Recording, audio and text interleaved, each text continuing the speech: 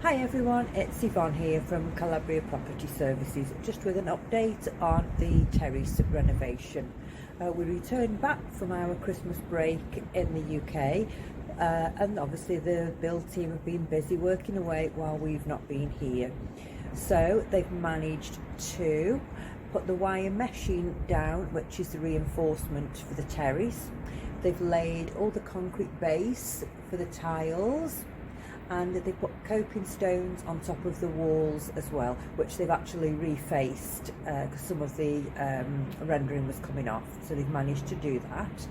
And the lawned area that we're going to have, they put drainage around the edges, and also they fitted the irrigation system.